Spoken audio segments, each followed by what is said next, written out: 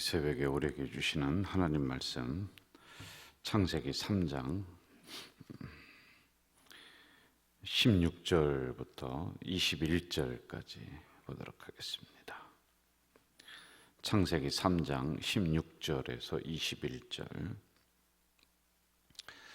우리 같이 읽겠습니다.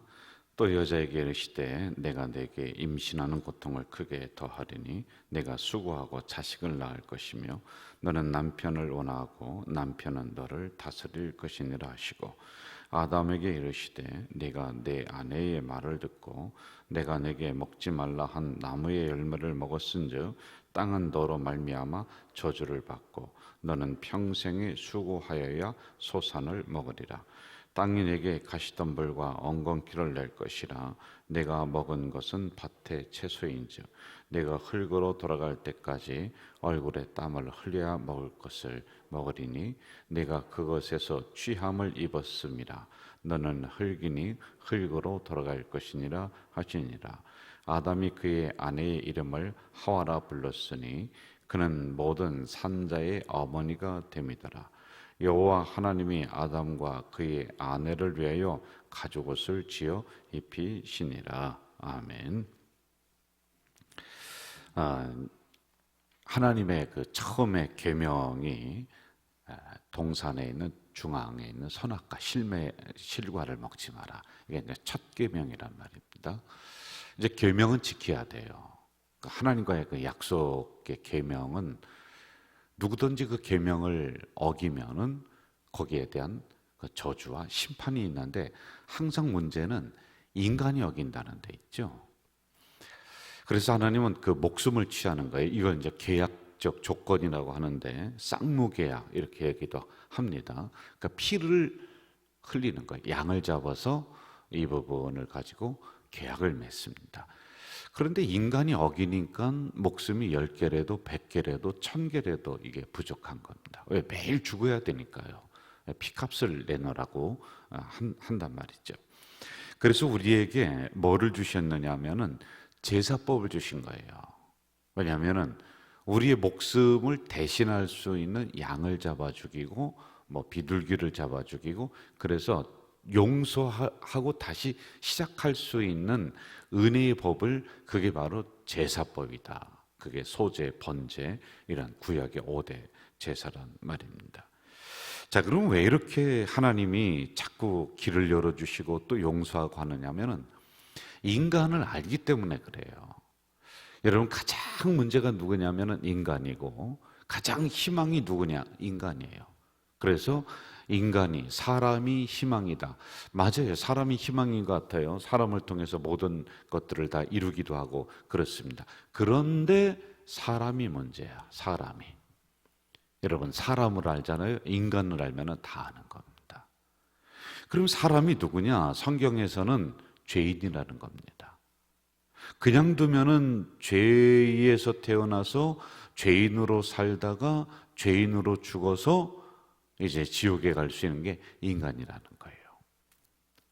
그런데 우리가 어떻게 그러면은 이 인간이 희망이 되느냐 하면은 하나님의 말씀으로 우리 안에 있는 이 죄성을 계속 깨워내야 되는 거예요. 그리고 우리를 씻어야 되는 거예요. 그래서 여러분 이 새벽에도 나와서 또 말씀을 가지고 우리는 우리에게 일어나는 이런 악한 죄성들을 또 씻어내고 하는 그런 것들이란 말입니다. 자, 여러분 심판에는 현재적인 심판이 있고 미래적인 심판이 있다고 그랬습니다. 지금 하나님에게 그 인간이 저주를 받습니다. 심판을 당하는데 현재적으로 당하는 거예요. 왜? 계명 어겼기 때문에.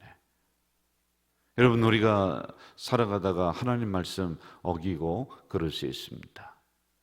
그런데 그 나라 가서만 천국 가서만 아니면 하나님 심판대 앞에 서서 그때만 우리의 행위에 대한 거 그동안에 살아왔던 거에 대해서 그때만 한다면은요 지금 그럼 하나님이 어떤 사인을 보내요? 지금은 아무런 관여를 안 하시고 사인을 안 한다. 이게 성경적으로 맞지를 않는 거예요.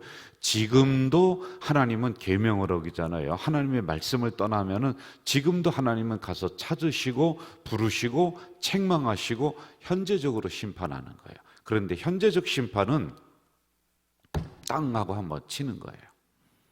여러분, 자녀들 잘못했을 때 세워놓고 가만히 있는데 뒤에 가서 살살 가가지고 한 대 딱 때리고 매루다가 한 대 딱 때리고 그러는 부모 없잖아요. 앞에 세워놓고 네가 잘못한 거 뭔지 아느냐 이렇게 묻잖아요. 그리고 회초리를 가지고 방바닥을 다 이렇게 내리치지 않습니까? 경고하는 거예요. 경고. 현재적 심판이 바로 이런 의미예요. 완벽하게 끝나는 것이 아니라 이게 심판의 그런 그림자를 잠깐씩 보여주는 거야. 잠깐씩.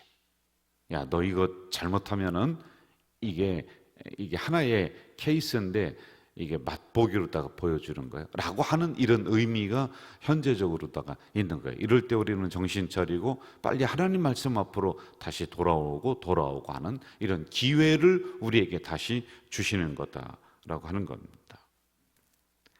자, 그러면 인간에게 이러한 심판이 내리는데 그럼 인간은 이 말씀에 의거해서 어떻게 살아가는 인간이냐? 세 가지로 우리가 분류할 수 있어요. 첫째, 현재만 생각하는 사람들이 있어요. 당장 내 앞에 있는 거 생각하고 당장 먹고 사는 것만 생각하고 당장 있는 것만 쓰고 하는 이런 현재적인 인간들이 있단 말입니다.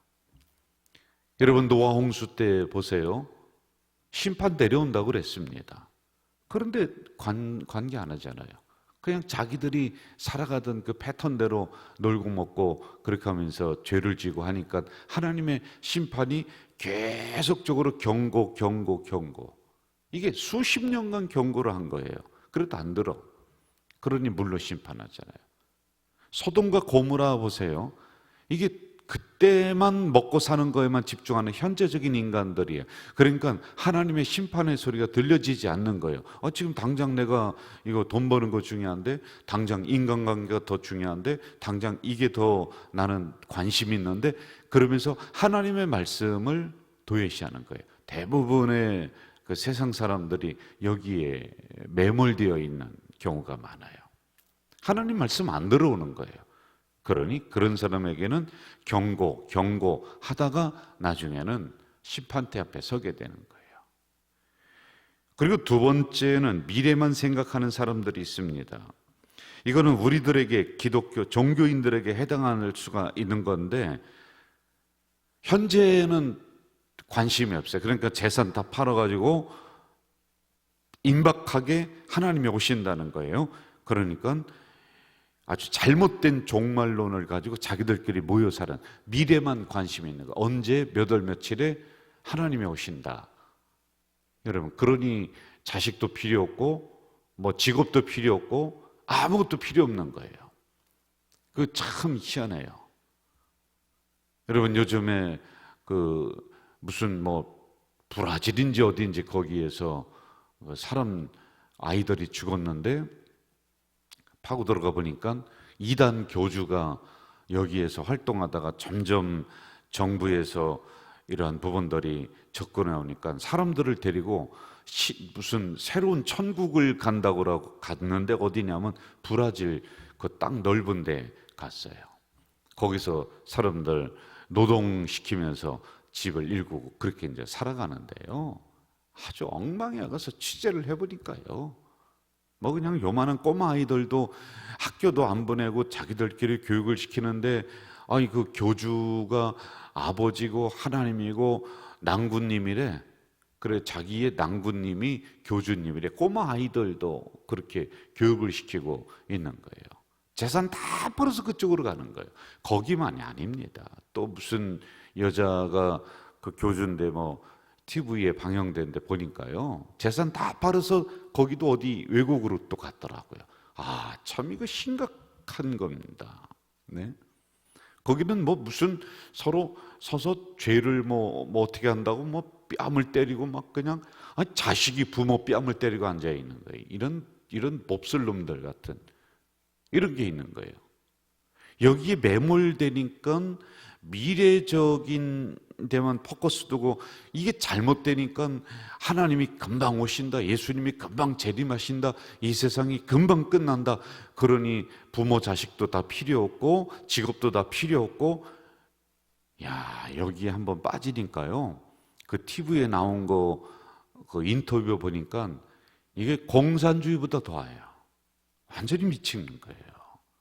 이렇게 되면 안 되는 거예요. 그럼 우리는 어떻게 살아가야 되느냐? 현재와 미래에 대해서 모두 깨어 있어야지만이 되는 겁니다. 현재도 소중해요. 그러나 미래에도 하나님이 우리에게 심판대 앞에 설 것이라고 하는 미래적인 심판도 소중해요. 그러나 지금도 소중한 거예요. 지금을 우리가 제대로 살아가지 못하면은 미래, 여러분,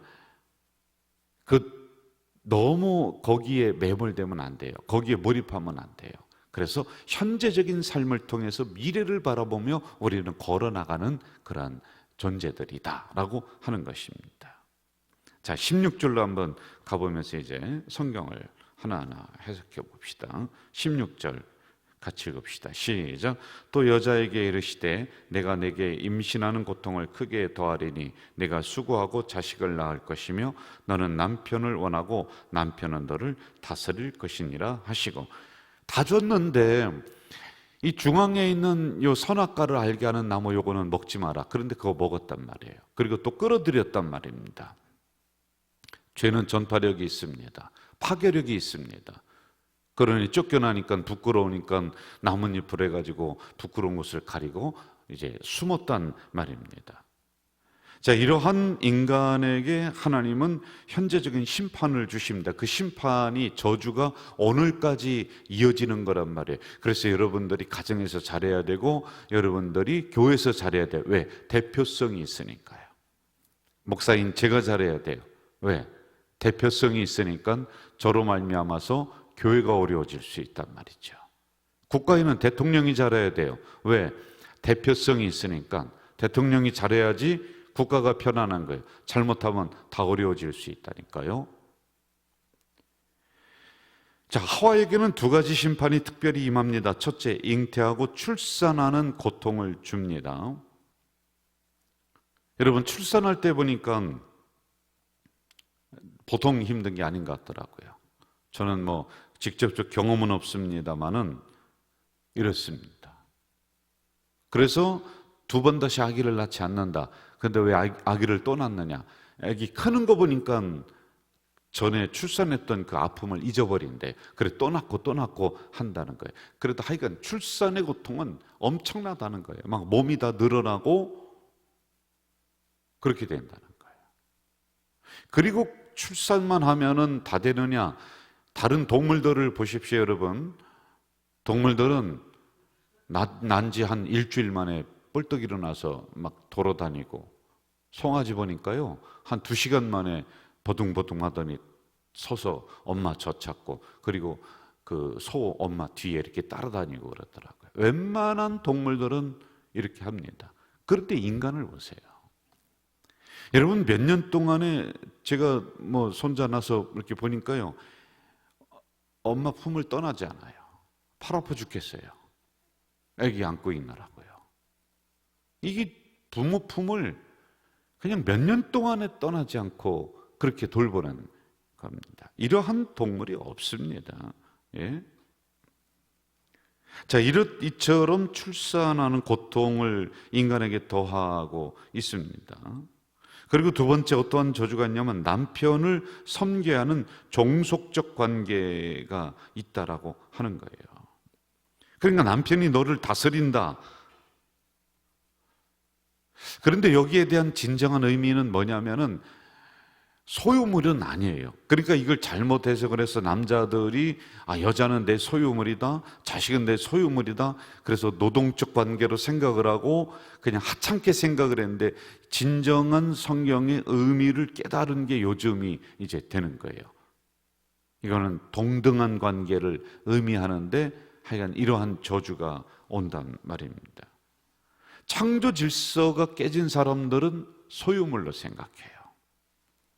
여자에게 이렇게 지배를 받는 관계가 오는 거예요. 그래서 과거에는 여자는 사람으로 취급을 안 했습니다. 죄송하지만 숫자에 들어가지도 않았어요. 그래서 성경을 보면 항상 남자만 숫자를 헤아리고 있는 겁니다. 자, 17절로 한번 가보겠습니다. 17절 같이 읽을까요? 아담에게 이르시되 내가 내 아내의 말을 듣고 내가 내게 먹지 말라 한 나무의 열매를 먹었은즉 땅은 너로 말미암아 저주를 받고 너는 평생에 수고하여야 그 소산을 먹으리라. 자, 보세요. 하와와 아담을 이렇게 비교를 하니까 이 하와는 저주가 그래도 비교적 많지는 않아요. 그런데 아담은 굉장히 많이 지금 기록을 하고 있어요. 이거 왜 그럴까라고 가만히 묵상을 해보니까, 여러분, 아담은 어떻게 했습니까? 직접 명령 받았잖아요. 그렇죠?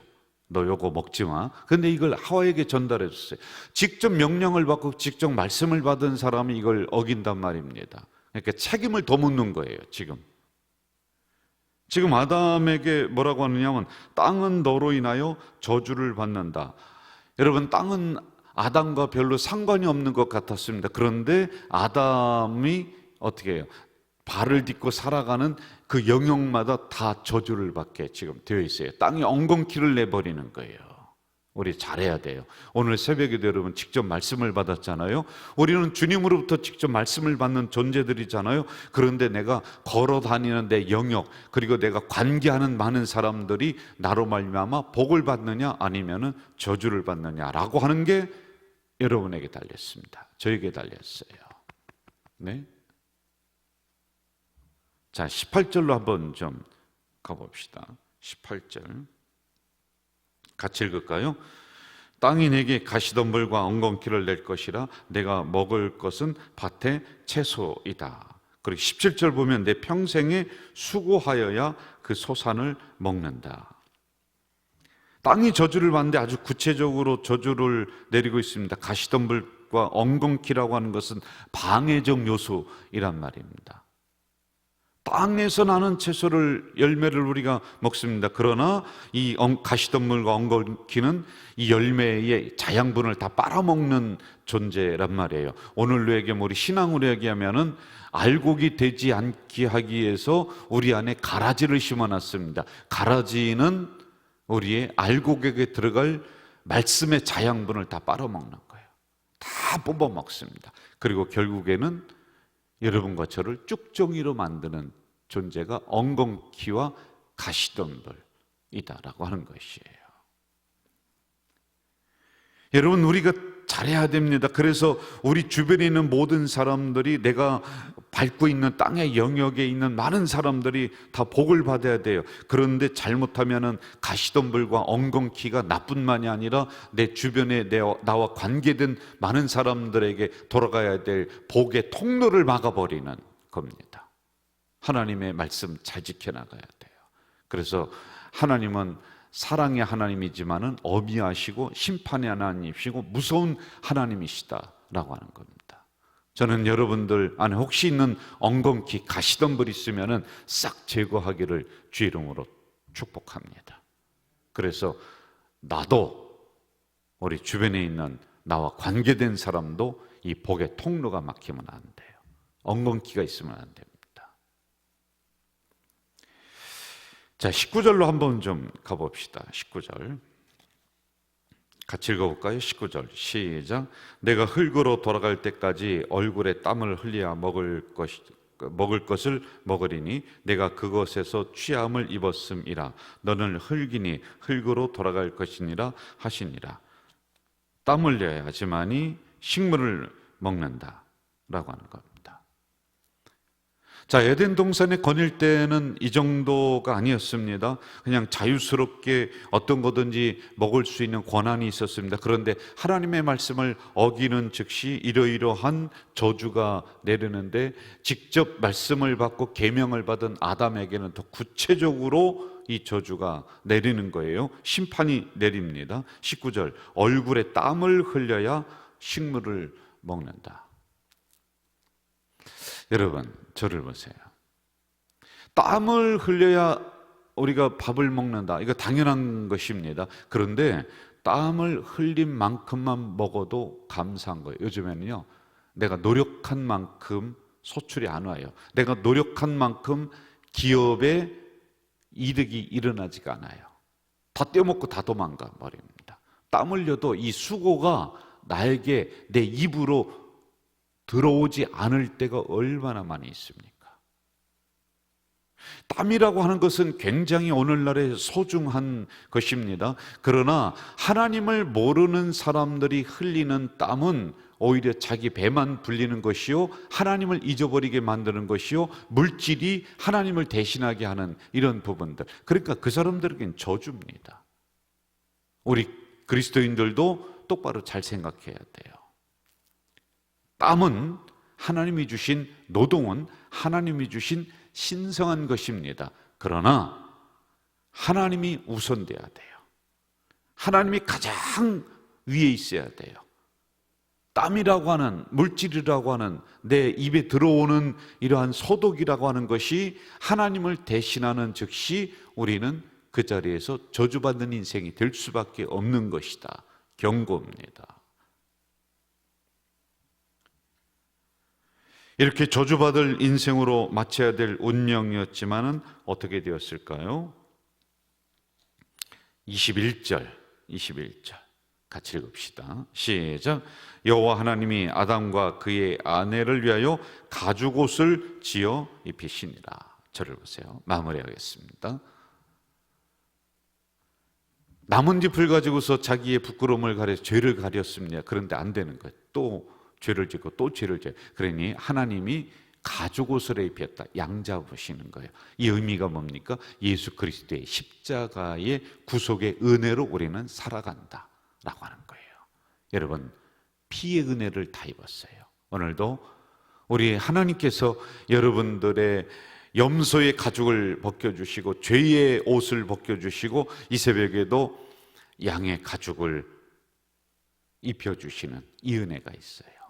주님과 함께 살아가는 오늘 하루 되시기를 주의 이름으로 축원합니다. 사랑하시는 아버지 하나님, 이 새벽에 연약한 저희들을 불러주셨습니다. 창세기를 강의하면서 창조 질서가 다시 확립되게 하시고 창조 신앙이 회복되는 우리들이 될 수 있도록 인도해 주시옵소서.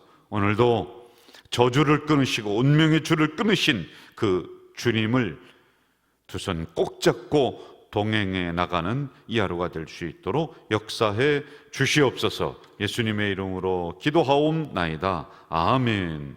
하늘에 계신 우리 아버지, 아버지의 이름을 거룩하게 하시며 아버지의 나라가 오게 하시며 아버지의 뜻이 하늘에서와 같이 땅에서도 이루어지게 하소서.